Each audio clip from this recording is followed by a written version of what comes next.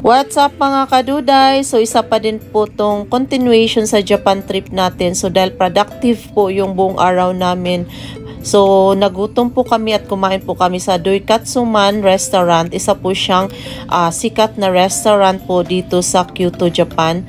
So yung nagsiserve po sila ng authentic charcoal eel grill po. Located po siya near sa Fushimi Inari at Taisha Shrine in Kyoto. So 3 to 5 minutes lang po walking distance po from Fushimi Inari Station. So, sobrang haba po yung pila namin. Pumila po kami dito ng mga almost 1 hour. 2 moments later. Finally, after almost 1 hour po namin pumila, nagtiyaga po talaga kami. So, kami na po yung naka-on deck. So, nakapasok na po kami ni Erica kasi dalawa lang po yung bakanting chair. Medyo maliit lang po yung restaurant nila at nang binigyan na po kami ng bakanting table. So, hindi na po namin pinatagal pa. Nag-order na po kami ng makakain namin.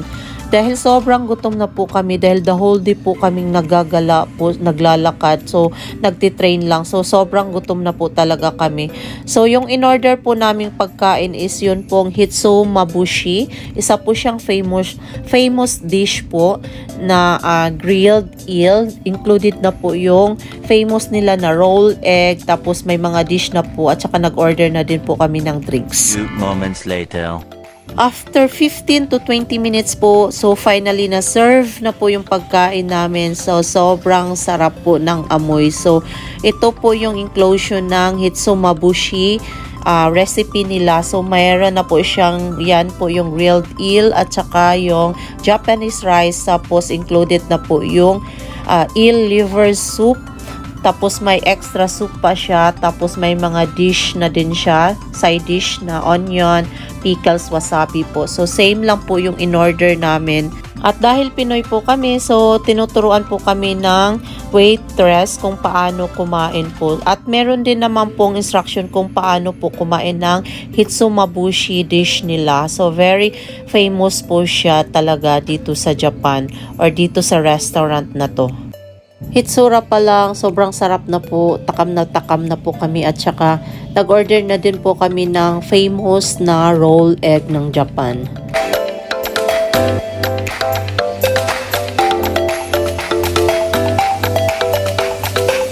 Let's eat eel.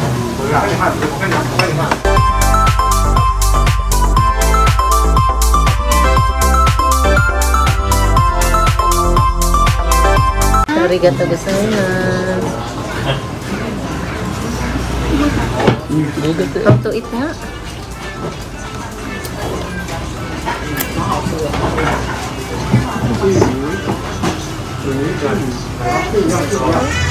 Yeah, that's it.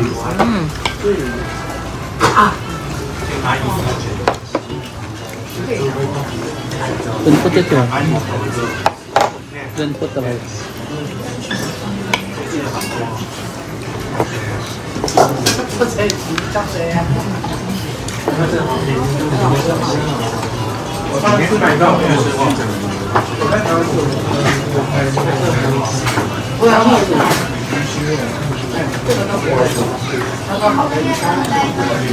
Wasabi.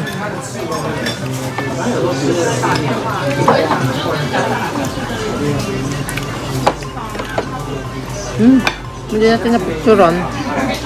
At napa-OMG kami sa sobrang sarap po mga kaduday. So, highly recommended po talaga. So, worth to wait po. Talaga, yun lang ang masasabi namin. Sa haba ng pinila namin, sulit na sulit po yung binayad namin at kinain namin. Sobrang sarap po talaga siya at walang nasasayang po sa pagkain namin. Yung Doikatsuman pala is located po siya sa Fushimi Inari Taisha Shrine in Kyoto po siya. So, 3 to 5 minutes walking distance po siya from Fushimi Inari Station. Nagsiserve po sila ng authentic charcoal grilled eel po, yung dish nila, mga dish nila. So, very famous po yan dito sa Japan. Sarap na sarap po ang kain ni Inday. Sarap na sarap po talaga kami. So, tingnan mo, nagfi-feeling-feelingan lang po akong marunong gumamit ng chopstick. Pero yung totoo, hirap na hirap talaga ako dyan. So, dahil sobrang gutom, nagkanda hulog-hulog na yung kanin sa damit. So, nag-i-enjoy lang po talaga kami sa food. Dahil super sulit po talaga siya. Masarap po talaga siya.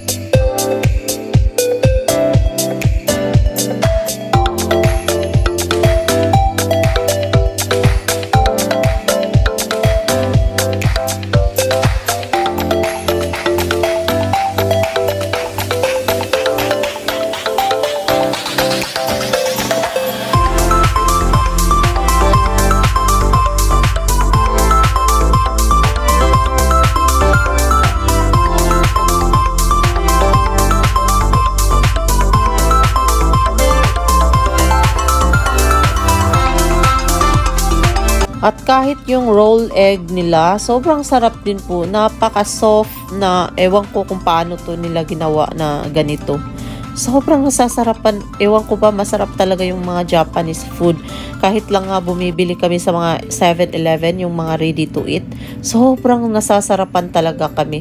At dahil nahihirapan na po si Inday gumamit ng chopstick at hindi ko na makukuha lahat ng rice sa bowl po, so gumamit na po ako ng spoon kasi sinop ko na po talaga yung mga natitirang pagkain dahil sobrang nasasarapan po talaga kami. So worth to wait po at saka worth po yung money na binayad namin kahit medyo may kamahalan po siya.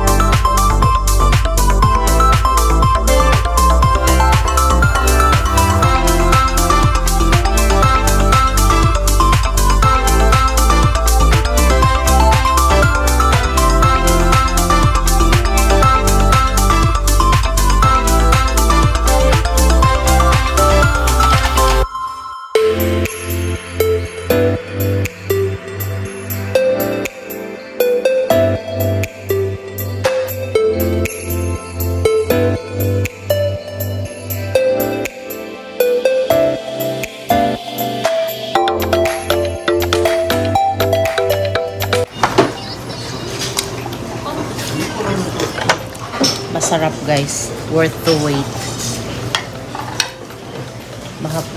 Tagal kami ng kain pero masarap, naubos namin. Yan. Sulit yung namin hintay. Walang nasayang.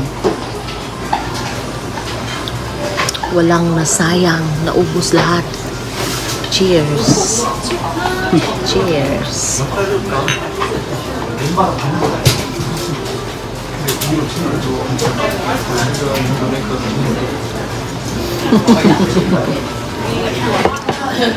Tumawa sila. Madami din pala to. Malaki. Malaki din pala. Sarap. Oo, lang. Daddy, baka hindi ka na baka hindi ka na makauwi. Hindi na tayo makauwi. Okay. Few moments later. At pagkatapos po namin kumain, so naglalakad na po sana kami papunta sa pinakamalapit na metro station sa Gion. Pero dahil marites kami, madami kaming nakikitang mga tao na labas-pasok po dito. So ito ata yung shrine. Hindi namin alam kung anong area to kasi naka-Japanese po yung nakasulat niya. So pumasok na din po kami kasi na-amaze po kami kung bakit ang daming tao pong pumasok sa loob. So yung nasa loob pala is yung mga pagkain siya. Para siyang night market na madami pong nagtitinda ng mga street food.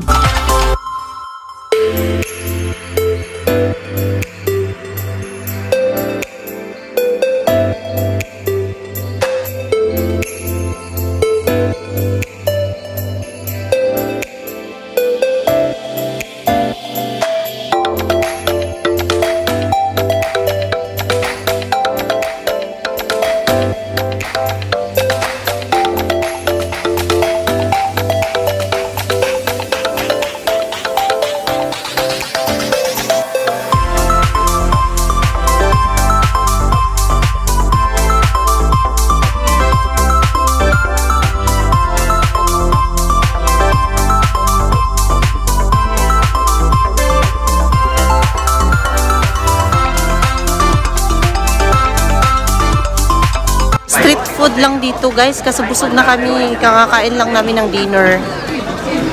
Kakakain lang namin ng eel recipes.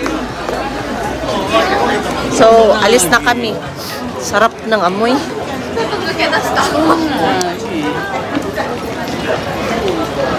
Experience na namin. Uwi na kami, uwi. We'll go na to the station, Gion Station. Here in Kyoto.